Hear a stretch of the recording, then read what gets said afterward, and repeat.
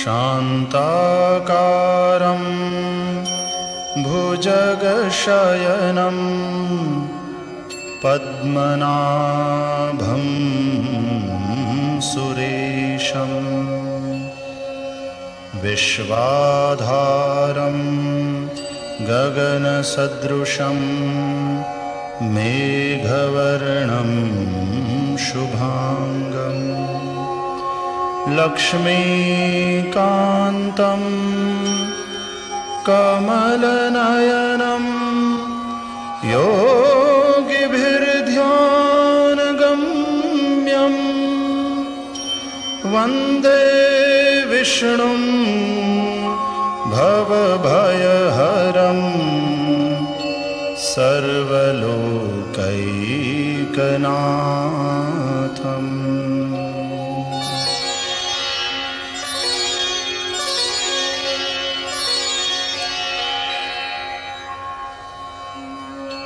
ओम श्री परमात्मने नमः। अथ श्री विष्णु सहस्रनाम स्तोत्रम् यस्य स्मरणमात्रेण जन्म संसार बन्धनात् विमुच्यते। नमस्तस्मै विष्णवे प्रभविष्णवे। नमः समस्तभूतानां आदिभूताय भूभृते अनेकरूपरूपाय विष्णवे प्रभविष्णवे। वैशम्पायन उवाच श्रुत्वा धर्मान् शेषेण पावनानि च सर्वशः युधिष्ठिरः शान्तनवं पुनरेवाभ्यभाषत। युधिष्ठिर उवाच किमेकं दैवतं लोके किं वाप्येकं परायणं स्तुवन्तः कं कमर्चन्तः प्राप्नुयुर्मानवाः शुभम्। को धर्मः सर्वधर्माणां भवतः परमो मतः किं जपन्मुच्यते जन्तुर्जन्म संसार बन्धनात्। भीष्म उवाच जगत्प्रभुं देवदेवम् अनन्तं पुरुषोत्तमं स्तुवन्नाम सहस्रेण पुरुषः सततोत्थितः। तमेव चार्चयन् नित्यं भक्त्या पुरुषमव्ययं ध्यायन् स्तुवन् नमस्यंश्च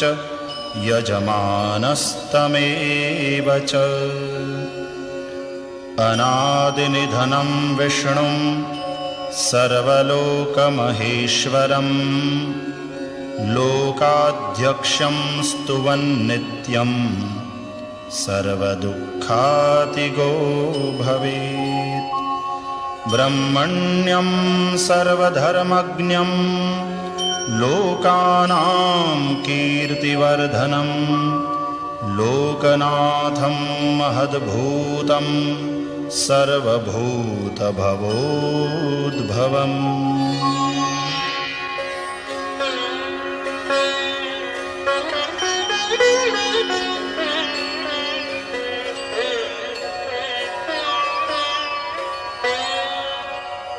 एष मे सर्वधर्माणां धर्मोऽधिकतमो मतः यद्भक्त्या पुण्डरीकाक्षं स्तवैरर्चेन्नरः सदा। परमं यो महत्तेजः परमं यो महत्तपः परमं यो महद्ब्रह्म परमं यः परायणम् पवित्राणां पवित्रं यो मङ्गलानां च मङ्गलम् दैवतं देवतानां च भूतानां यो व्ययः पिता यतः सर्वाणि भूतानि भवन्त्यादियुगागमे यस्मिंश्च प्रलयं यान्ति पुनरेव युगक्षये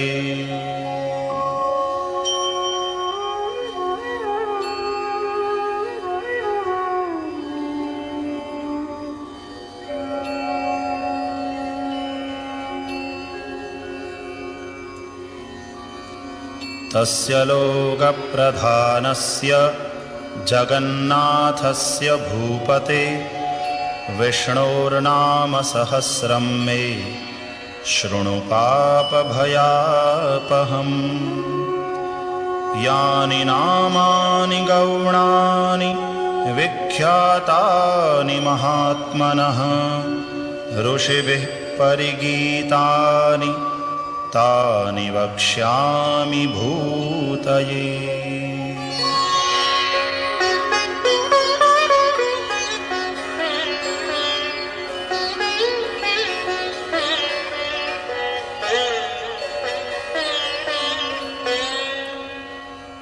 ॐ विश्वं विष्णुर्वषट्कारो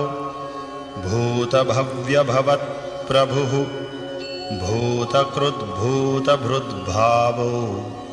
भूतात्मा भूतभावनः भूतात्मा परमात्मा च मुक्तानां परमा गतिः अव्ययः पुरुषः साक्षी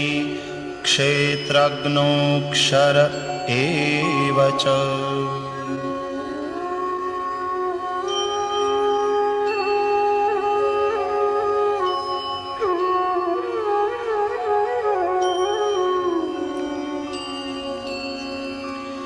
योगो योगविदां नेता प्रधानपुरुषेश्वरः नारसिंहवपुः श्रीमान् केशवः पुरुषोत्तमः सर्वः शर्वः शिवः स्थाणुः भूतादिर्निधिरव्ययः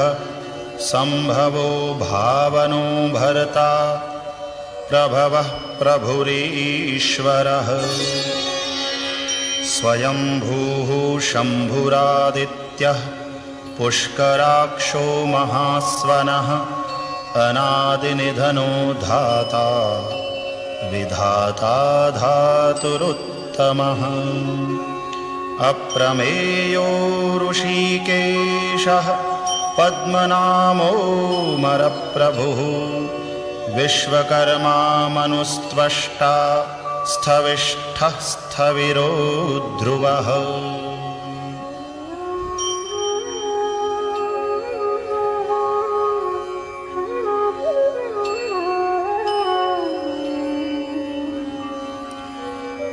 अग्राह्यः शाश्वतः कृष्णो लोहिताक्षः प्रतर्दनः प्रभूतस्त्रिककुब्धाम पवित्रं मङ्गलं परम् ईशानः प्राणदः प्राणो ज्येष्ठः श्रेष्ठः प्रजापतिः हिरण्यगर्भो भूगर्भो माधवो मधुसूदनः ईश्वरो विक्रमी धन्वी मेधावी विक्रमः क्रमः अनुत्तमो दुराधर्षः कृतज्ञः कृतिरात्मवान् सुरेशः शरणं शर्मा विश्वरेताः प्रजाभवः अहः संवत्सरो व्यालः प्रत्ययः सर्वदर्शनः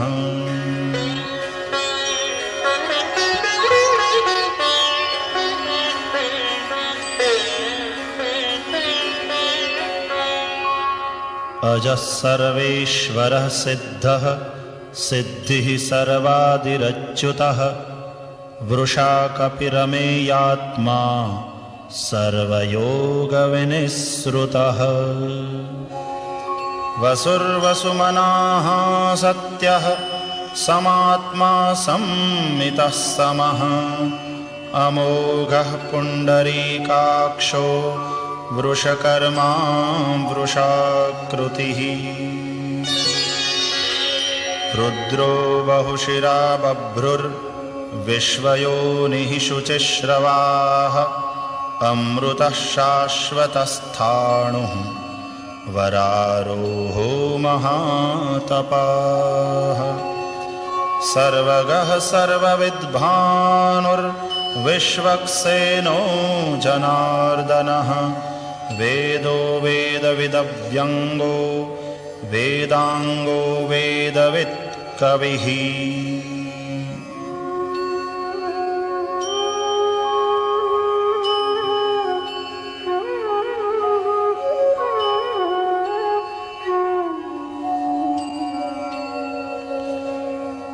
लोकाध्यक्षः सुराध्यक्षो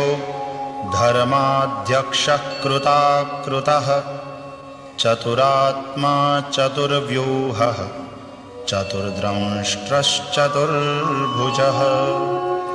भ्राजिष्णुर्भोजनं भोक्ता सहिष्णुर्जगदादिजः अनघो विजयो जेता विश्वयोनिः पुनर्वसुः उपेन्द्रो वामनः प्रांशुः अमोघः शुचिरूर्जितः अतीन्द्रः संग्रहः सर्गो धृतात्मा नियमो यमः वेद्यो वैद्यः सदा योगी वीरः माधवो मधुः अतीन्द्रियो महामायो महोत्साहो महाबलः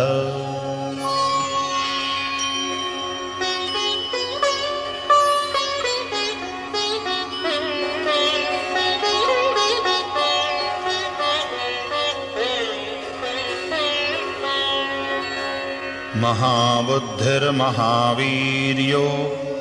महाशक्तिर्महाद्युतिः अनिर्देश्य वपुः श्रीमान् अमेयात्मा महादृधृक् महेश्वासो महीभर्ता श्रीनिवासः सतां गतिः अनिरुद्धः सुरानन्दो गोविन्दो गोविदाम्पतिः मरीचिर्दमनो हंसः सुपर्णो भुजगोत्तमः हिरण्यनाभः सुतपाः पद्मनाभः प्रजापतिः अमृत्युः सर्वदृक्सिंहः सन्धाता सन्धिमान् स्थिरः अजो दुर्मर्षणः शास्ता विश्रुतात्मा सुरारिः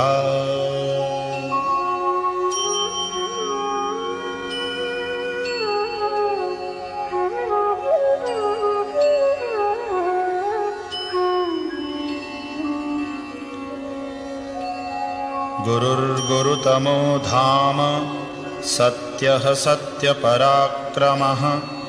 निमिषो निमिषस्रग्वी वाचस्पतिरुदारधीः अग्रणीर्ग्रामणीः श्रीमान् न्यायो नेता समीरणः सहस्रमूर्धा विश्वात्मा सहस्राक्षः सहस्रपात् आवर्तनो निवृत्तात्मा संवृतः संप्रमर्दनः अहः संवर्तको वह्निः अनिलो धरणीधरः सुप्रसादः प्रसन्नात्मा विश्वधृग् विश्वभुग् विभुः सत्कर्ता सत्कृतः साधुर्जह्नुर्नारायणो नरः।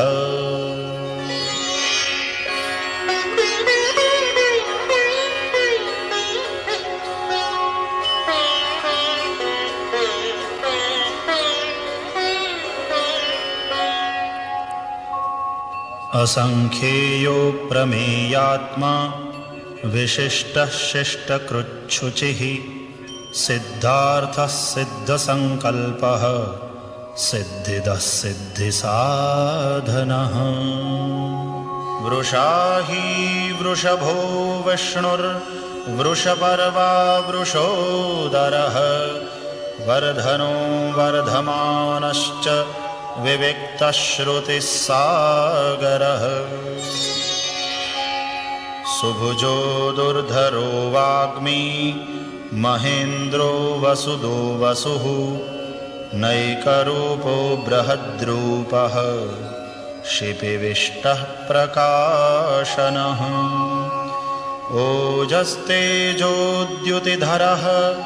प्रकाशात्मा प्रतापनः रुद्धः स्पष्टाक्षरो मन्त्रः चन्द्रांशुर्भास्करद्युतिः।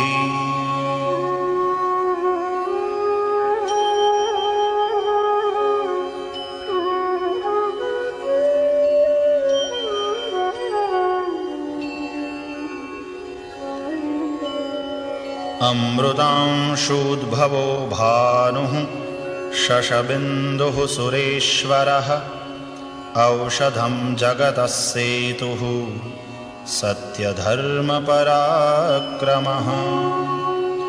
भूतभव्यभवन्नाथः पवनः पावनो नलः कामः कामकृत्कान्तः कामः कामप्रदः प्रभुः। युगादिकृद्युगावर्तो नैकमायो महाशनः अदृश्यो व्यक्तरूपश्च सहस्रजिदनन्तजित्। इष्टो विशिष्टः शिष्टेष्टः शिखण्डी नहुषो वृषः क्रोधः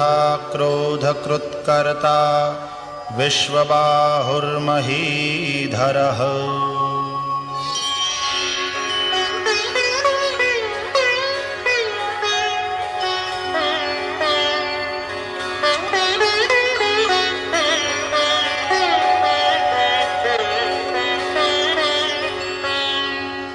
अच्युतः प्रथितः प्राणः प्राणदो वासवानुजः अपान्निधिरधिष्ठानम् अप्रमत्तः प्रतिष्ठितः।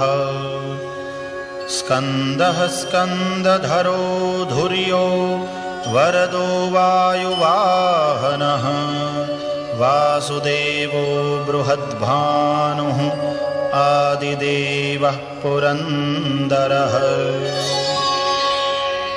अशोकस्तारणस्तारः शूरः शौरिर्जनेश्वरः अनुकूलः शतावर्तः पद्मी पद्मनिभीक्षणः। पद्मनाभोरविन्दाक्षः पद्मगर्भः शरीरभृत् महर्धिरुद्धो वृद्धात्मा महाक्षो गरुडध्वजः।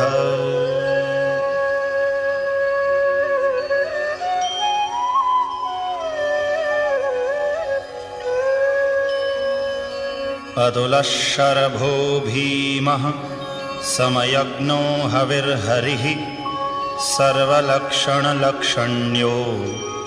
लक्ष्मीवान् समितिञ्जयः।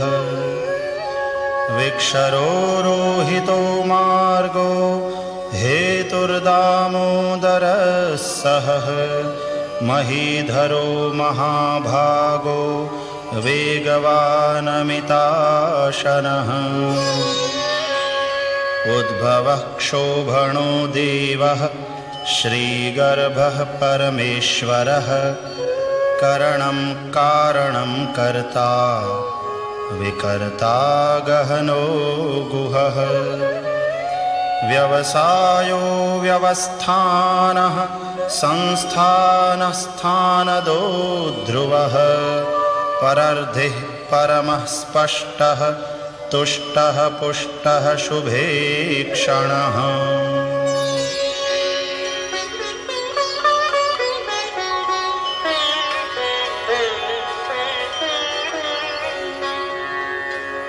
रामो विरामो विरजो मार्गो नेयो नयो नयः वीरः शक्तिमतां श्रेष्ठो धर्मो धर्मविदुत्तमः वैकुण्ठः पुरुषः प्राणः प्राणदः प्रणवः पृथुः हिरण्यगर्भः शत्रुघ्नो व्याप्तो वायुरधोक्षजः ऋतुः सुदर्शनः कालः परमेष्ठी परिग्रहः उग्रः संवत्सरो दक्षो विश्रामो विश्वदक्षिणः विस्तारस्थावरस्थाणुः प्रमाणं बीजमव्ययम् अर्थोऽनर्थो महाकोशो महाभोगो महाधनः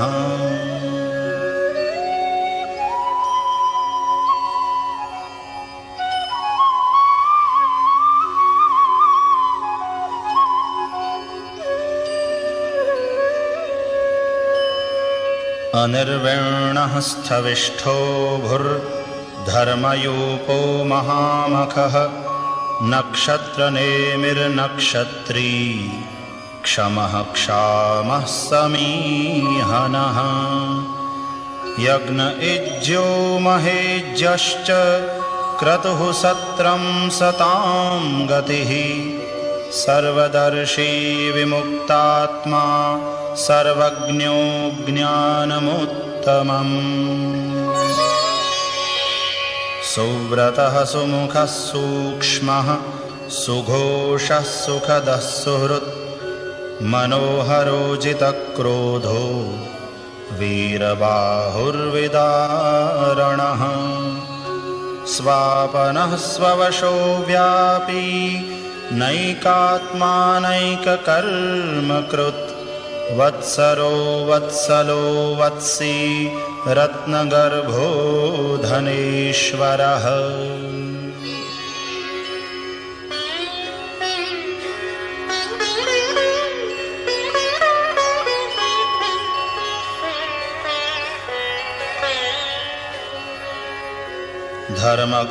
धर्मगुप्धर्मकृद्धर्मी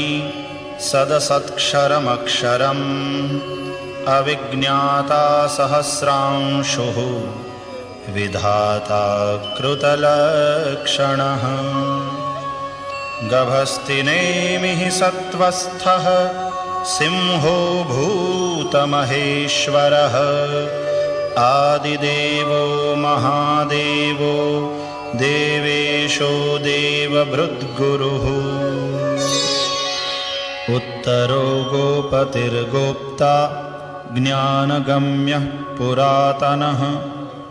शरीरभूतभृद्भोक्ता कपीन्द्रो भूरिदक्षिणः सोमपोऽमृतपः सोमः पुरुजित्पुरुषोत्तमः विनयो जयः सत्यसन्धो दाशार्हः सात्वतां पतिः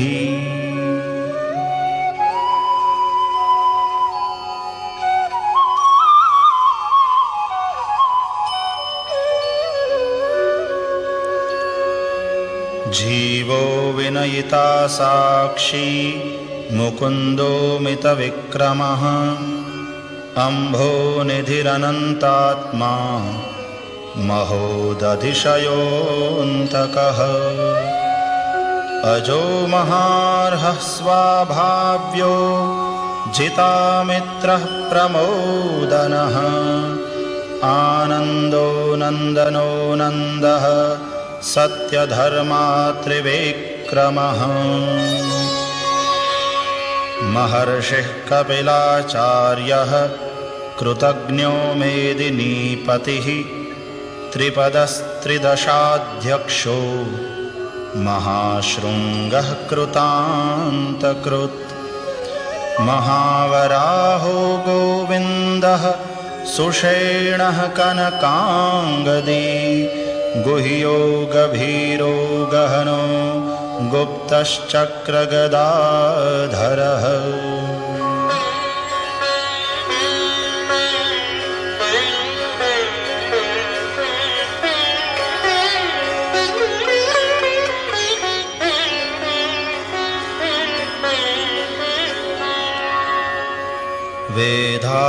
वेधास्वाङ्गोजितः कृष्णो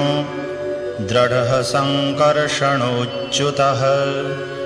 वरुणो वारुणो वृक्षः पुष्कराक्षो महामनाः भगवान् भगहानन्दी वनमाली हलायुधः आदित्यो ज्योतिरादित्यः सहिष्णुर्गतिसत्तमः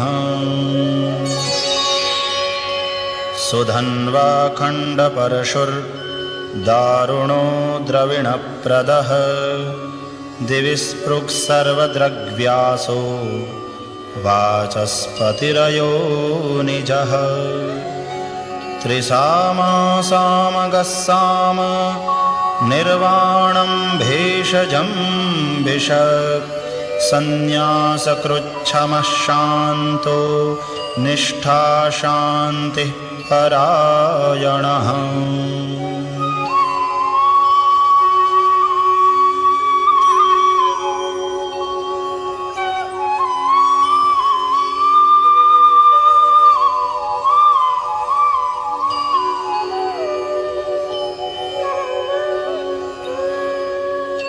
शुभांगः शान्तिदः स्रष्टा कुमुदः कुवलेशयः गोहितो गोपतिर्गोप्ता वृषभाक्षो वृषप्रियः अनिवर्ते निवृत्तात्मा संक्षेप्ताक्षेमकृच्छिवः श्रीवत्सवक्षाः श्रीवासः श्रीपतिः श्रीमताम्बरः श्रीदः श्रीशः श्रीनिवासः श्रीनिधिः श्रीविभावनः श्रीधरः श्रीकरः श्रेयः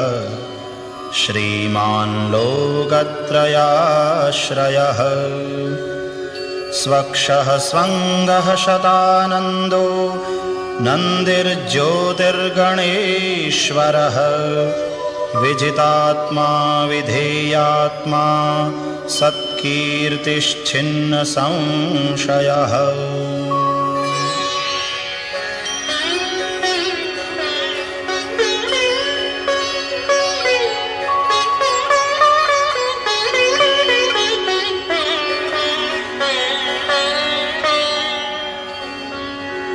उदीर्णः सर्वतश्चक्षुः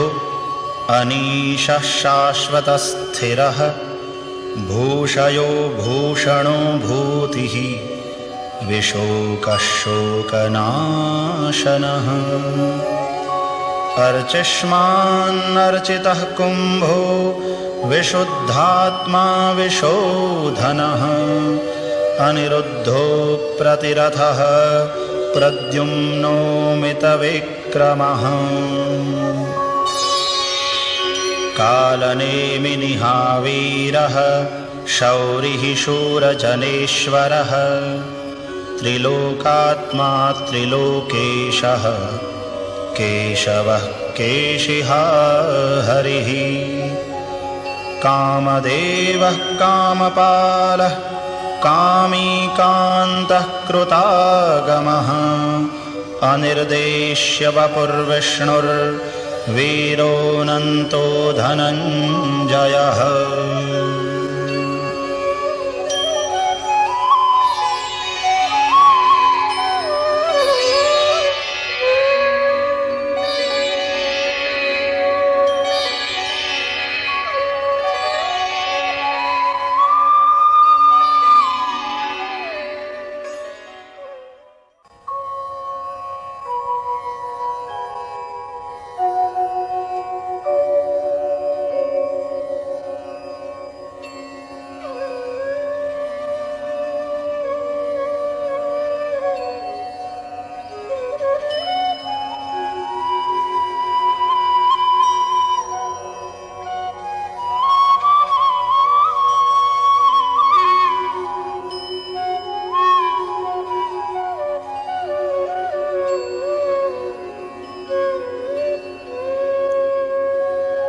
ब्रह्मण्यो ब्रह्मकृद्ब्रह्मा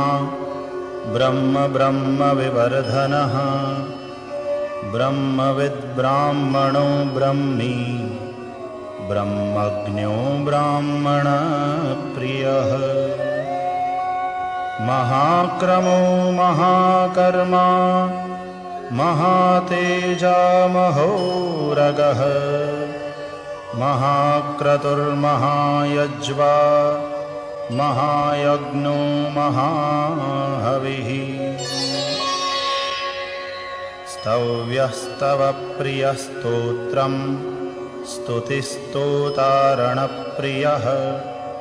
पूर्णः पूरयिता पुण्यः पुण्यकीर्तिरनामयः मनोजवस्तीर्थकरो वसुरेता वसुप्रदः वसुप्रदो वासुदेवो वसुर्वसुमना हविः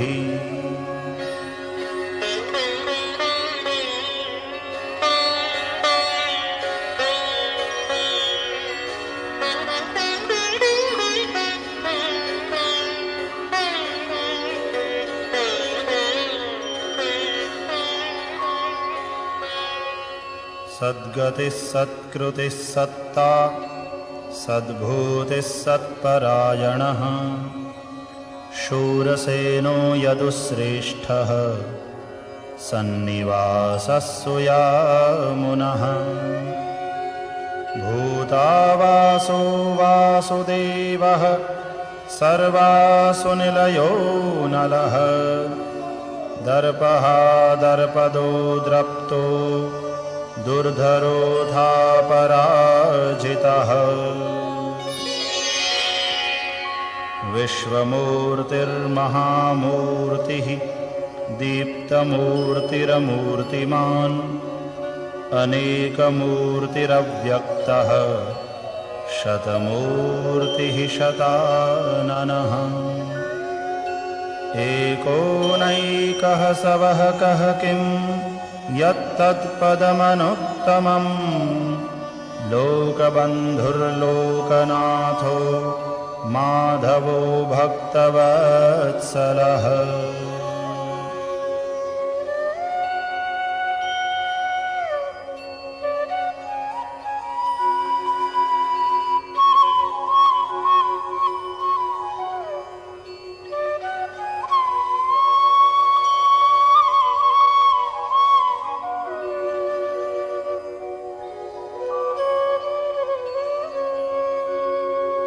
सुवर्णवर्णो हेमांगो वरांगश्चंदनांगदी वीरः विषमः शून्यो घृताशीरचलश्चलः अमानी मानदो मान्यो लोकस्वामी त्रिलोकधृक् सुमेधा मेधजो धन्यः सत्यमेधाधराधरः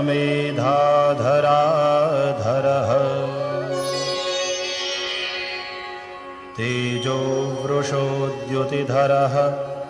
सर्वशस्त्रभृतांवरः प्रग्रहो निग्रहो व्यग्रो नैकशृङ्गो गदाग्रजः चतुर्मूर्तिश्चतुर्बाहुः चतुर्व्यूहश्चतुर्गतिः चतुरात्मा चतुर्भावः चतुर्वेदविदेकपात्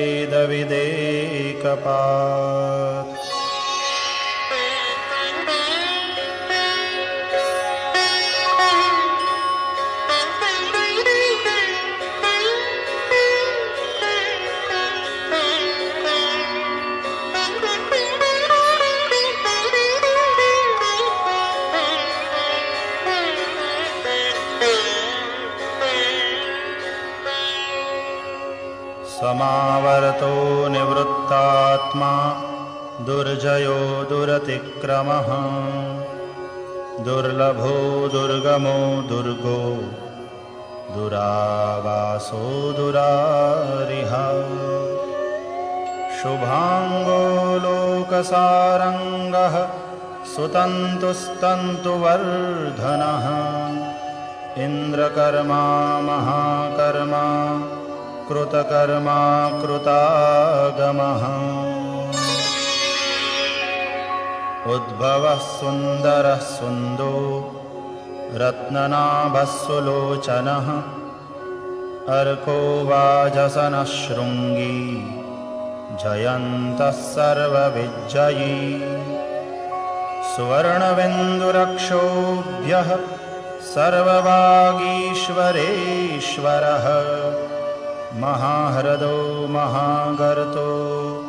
महाभूतो महानिधिः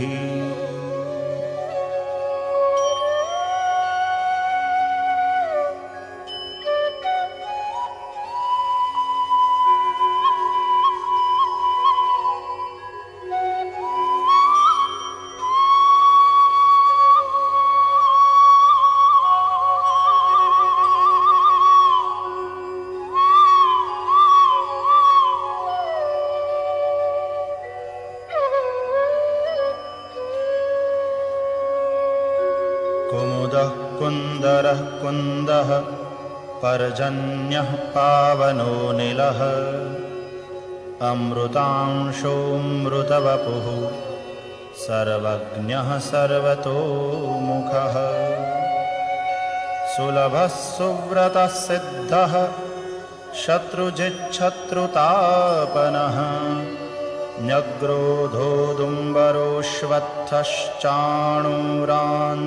न्यग्रोधोदुम्बरोऽश्वत्थश्चाणूरान्ध्रनिषूदनः सहस्रार्चिः सप्तजिह्वः सप्तैधाः सप्तवाहनः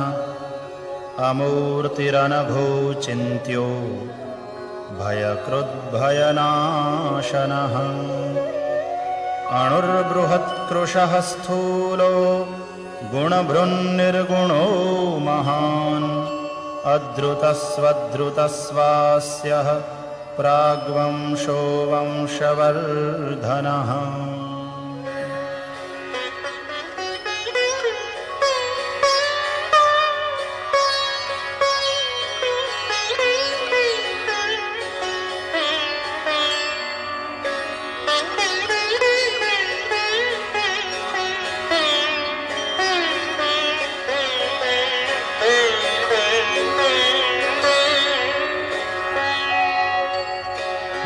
भारभृत्कथितो योगी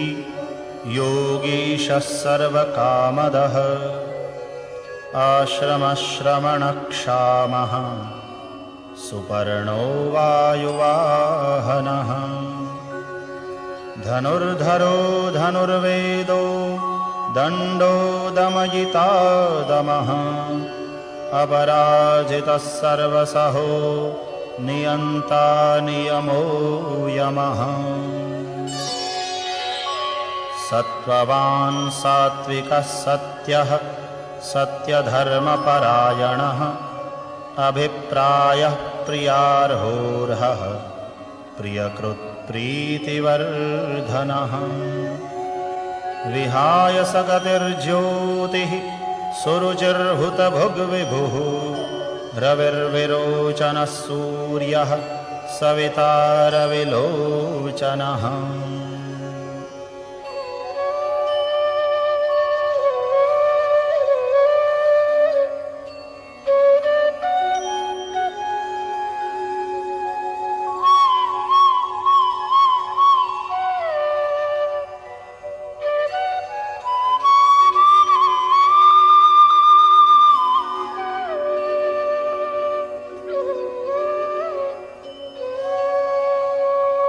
अनन्तो हुतभुग्भोक्ता सुखदो नैकजोऽग्रजः अनिर्विण्णः सदामर्षि लोकाधिष्ठानमद्भुतः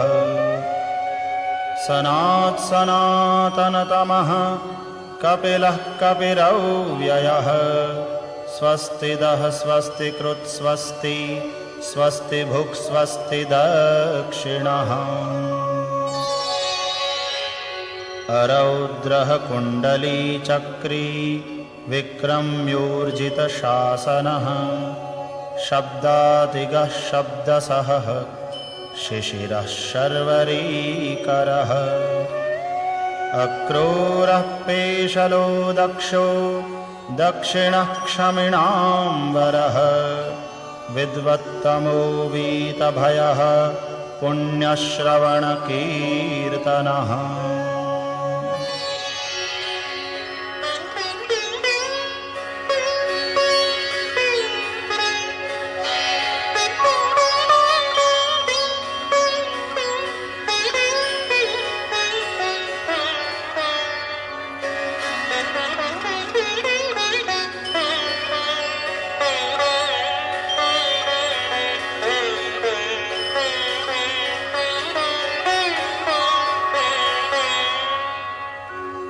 उत्तारणो दुष्कृतिः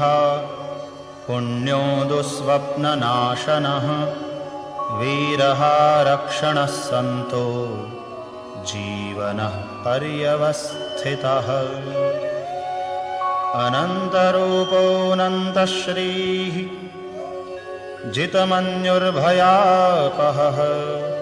चतुरस्रो गभीरात्मा विदिशो व्यादिशो दिशः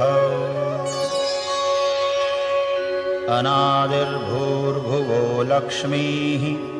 सुवीरो रुचिराङ्गदः जननो जनजन्मादिर्भीमो भीमपराक्रमः आधारनिलयो धाता पुष्पहासः प्रजागरः ऊर्ध्वगः सत्पथाचारः प्राणदः प्रणवः पणः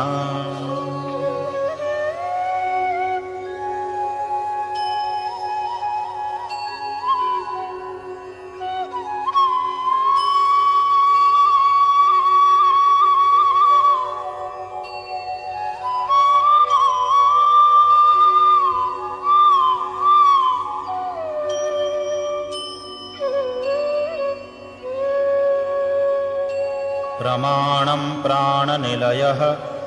प्राणभृत्प्राणजीवनः तत्त्वं तत्त्वविदेकात्मा जन्ममृत्युजरातिगः भूर्भुवस्वस्तरुस्तारः सविता प्रपितामहः यज्ञो यज्ञपतिर्यज्वा यज्ञाङ्गो यज्ञवाहनः यज्ञभृद्यज्ञकृद्यज्ञी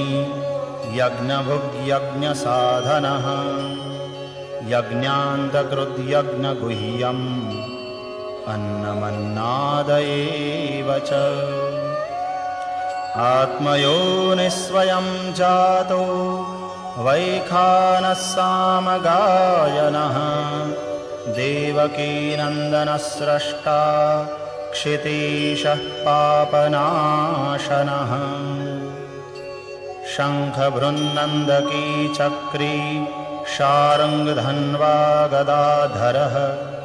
रथाङ्गपाणिरक्षोभ्यः सर्वप्रहरणायुधः सर्वप्रहरणायुध ॐ नम इति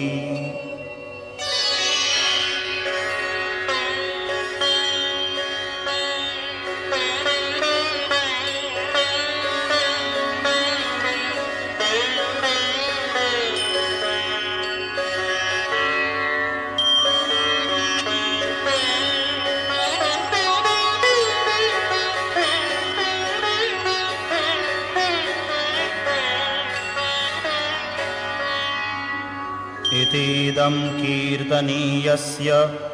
केशवस्य महात्मनः नाम्नां सहस्रं दिव्यानाम् अशेषेण प्रकीर्तितम् य इदं शृणुयान्नित्यं यश्चापि परिकीर्तयेत् नाशुभं प्राप्नुयात् किञ्चित् सोमुत्रेह च मानवः वेदान्तगो ब्राह्मणः स्यात् क्षत्रियो विजयी भवेत् वैश्यो धनसमृद्धः स्यात् शूद्रः सुखमवाप्नुयात् धर्मार्थी प्राप्नुयात् धर्मम् अर्थार्थी चार्थमाप्नुयात् कामानवाप्नुयात् कामी प्रजार्थी प्राप्नुयात् प्रजाम्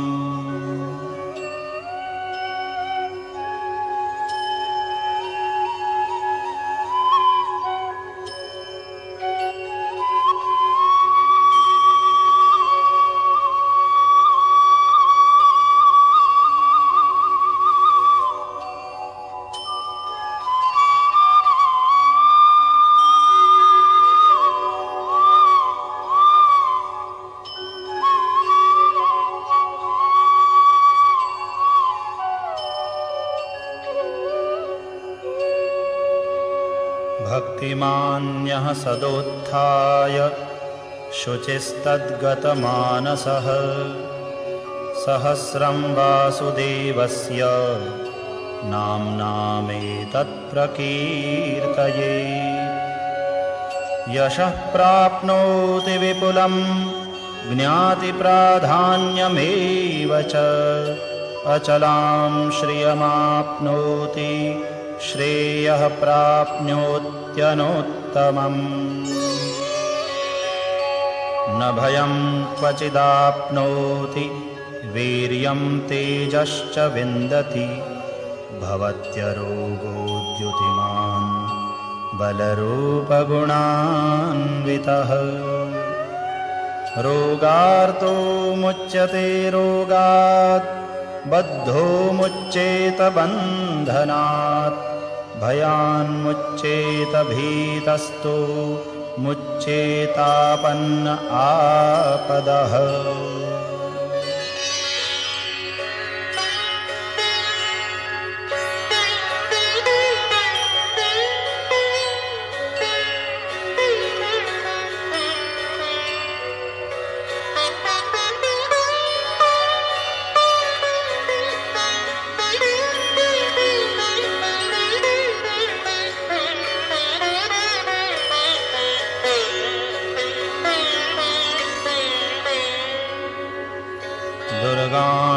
दुर्गाण्यतितरत्याशु पुरुषः पुरुषोत्तमम् स्तुवन्नाम सहस्रेण नित्यं भक्तिसमन्वितः वासुदेवाश्रयो मर्त्यो वासुदेवपरायणः सर्वपापविशुद्धात्मा याति ब्रह्म सनातनम् न वासुदेवभक्तानाम् अशुभं विद्यते क्वचित् जन्ममृत्युजराव्याधि भयं नैवोपजायते इमं स्तवमधीयानः श्रद्धाभक्तिसमन्वितः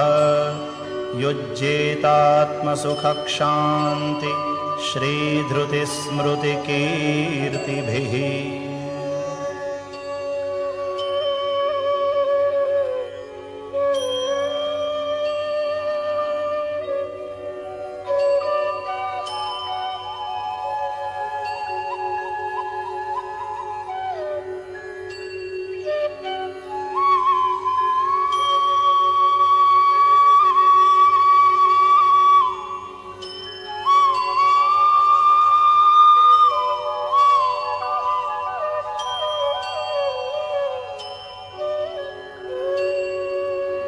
न क्रोधो न च मात्सर्यं न लोभो नाशुभा मतिः भवन्ति कृतपुण्यानां भक्तानां पुरुषोत्तमे द्यौः स चन्द्रार्कनक्षत्रा खं दिशो भुर्महोदधिः वासुदेवस्य वीर्येण विधृतानि महात्मनः ससुरासुरगन्धर्वं सयक्षोरगराक्षसं जगद्वशे वर्ततेदं कृष्णस्य सचराचरम् इन्द्रियाणि मनोबुद्धिः सत्त्वं तेजो बलं धृतिः वासुदेवात्मकान्याहुः क्षेत्रं क्षेत्रज्ञ एव च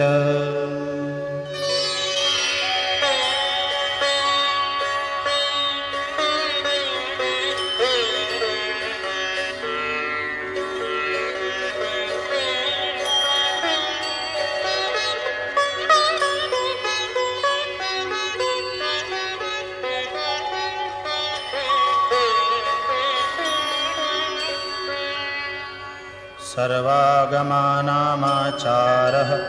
प्रथमं परिकल्पते आचारप्रभवो धर्मो धर्मस्य प्रभुरच्युतः ऋषयः पितरो देवा महाभूतानि धातवः जङ्गमा जङ्गमं चेदं जगन्नारायणोद्भवम्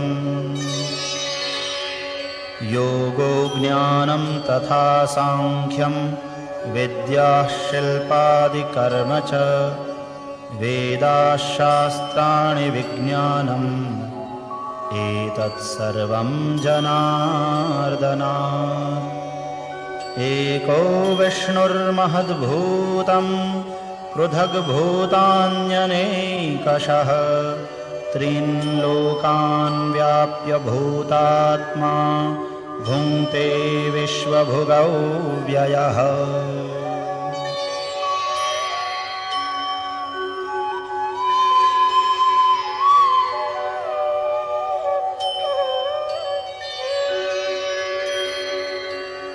इमं स्तवं भगवतो विष्णोर्व्यासेन कीर्तितं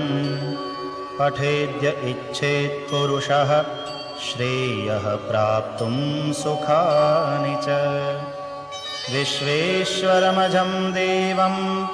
जगतः प्रभवाप्ययं भजन्ति ये पुष्कराक्षं न ते यान्ति पराभवम्